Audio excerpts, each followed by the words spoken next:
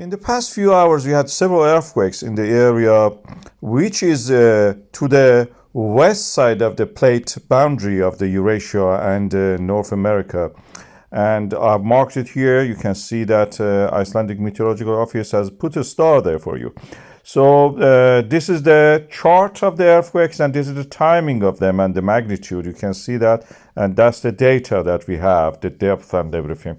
What you can see here is that in the area of the Eiríksjökull, we have actually earthquake. This is a Tuya volcano which erupted under the ice. In the area, that is the plate boundary between the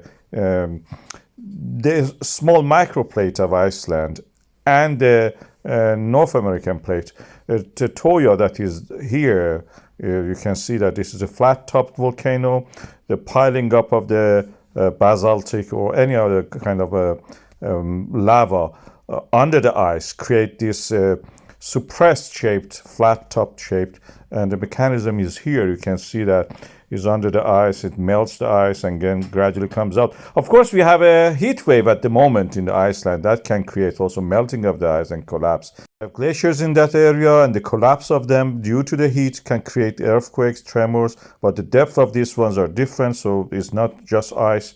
We see the movement actually of the earthquakes from the south to the north. This is due to the plate tectonics opening up of the Atlantic Ocean due to the mantle convection cells. We see the earth mantle, which is a solid material, under the heat moves, and the pull and drag of the plates actually create that cracks in the ground created by this pulling apart, create earthquakes. This earthquake move along this plate boundary here, you can see it, and they migrate toward the north, as you can see here, and that way actually the volcanism moves. These are all the volcanic centers. Tuya, that the word we use, is from a Native American, Canadian area in the North America. They have this word first created.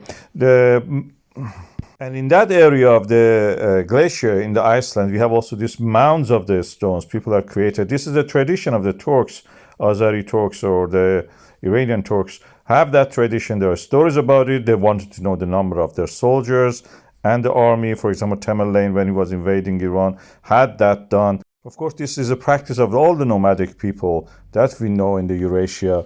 We have the nomadic people who move, and that way we see that they have a vast geographical spread. Vikings were like that. These are the Scandinavian nomads, and also the Central Asian Turks and all those other cultures doing this kind of making landmarks. And we have in this area some of that also. As I have mentioned previously, there are many similarities between the Azeri Turks of Iran, for example, and what you see among the traditions of the Vikings and the Nordic people. Even the language sounds very similar. If you listen to them, you will discover that for yourself.